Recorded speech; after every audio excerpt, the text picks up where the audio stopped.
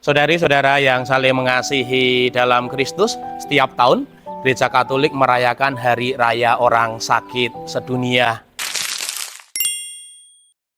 Paus Yohanes Paulus yang kedua menetapkan tanggal 11 Februari sebagai Hari Orang Sakit Sedunia, bertepatan dengan perayaan Santa Perawan Maria Lourdes. Pertanyaan kita adalah, mengapa Lourdes?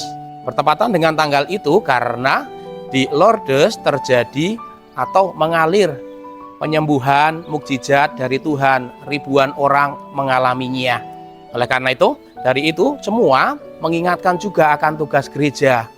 Tugas memperhatikan orang sakit atau mereka yang menderita bukan hanya tugas sampingan, tetapi bagi gereja adalah inti misi perutusan gereja, memperhatikan mereka yang lemah di dalam cinta kasih. Setiap kali kita merayakan Hari Orang Sakit Sedunia, diingatkan akan teologi mengenai penderitaan. Ada 3 hal. Yang pertama, di dalam teologi penderitaan, pertama, sakit atau penderitaan itu bukan hukuman. Di dalam pemahaman iman kita sebagai orang Katolik, jangan merasa bahwa ini saya dihukum karena diri saya, atau karena orang tua saya atau keluarga saya. Karena apa? Karena Yesus juga mengingatkan pada Matius 4 ayat 23, Yesus berkeliling sambil berbuat baik dan menyembuhkan banyak orang. Jadi, kalau penderitaan itu ada adalah bagian integral dari hidup kita semua, mengalami penderitaan. Ini yang pertama. Lalu yang kedua, kita diajak untuk mempersatukan penderitaan kita semua dengan penderitaan Kristus. Jadi, penderitaan kita bukan hanya sebatas penderitaan manusiawi, tapi secara rohani, secara teologis, Anda dan saya ketika sakit diajak untuk mempersatukan penderitaan saya, Anda semuanya dipersatukan, dipersembahkan dengan penderitaan Kristus. Lalu yang ketiga, kita diajak juga melihat teologi yang namanya solidaritas.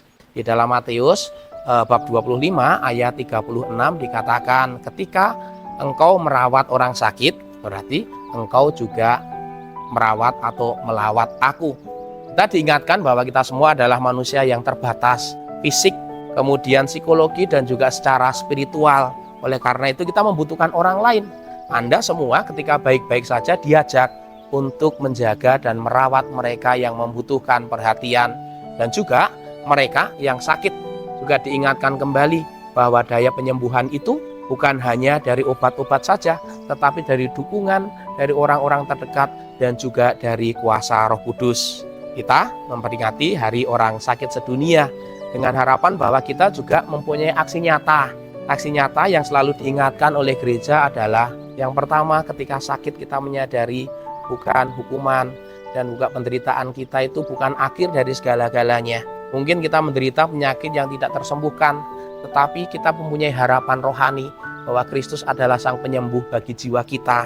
Lalu bagi keluarga yang kerap kali merasa, ini kok yang saya rawat kok tidak sembuh-sembuh, sudah kehilangan pengharapan dan kesabaran, kita diajak semua untuk juga mempunyai kesabaran sebagaimana Yesus. Kita juga diajak untuk mempunyai kesetiaan, mencintai orang yang dalam kondisi lemah atau tidak mampu.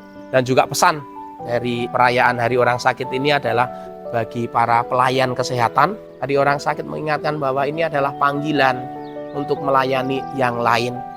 Kita merayakan Hari Orang Sakit seluruh dunia atau sedunia adalah ingin meneguhkan, memberikan pengharapan bagi mereka yang sedang sakit. Lalu yang kedua, juga meneguhkan bagi keluarga yang merawat serta pelayan kesehatan, memberikan dukungan semangat di dalam pelayanan dan panggilan mereka. Selamat memperingati Hari Orang Sakit Sedunia. Semoga berkat Tuhan Yesus senantiasa hadir dan melimpah di dalam Anda yang sedang baik-baik saja, atau kesembuhan Allah hadir bagi Anda yang sedang menderita. Tuhan memberkati Anda semuanya.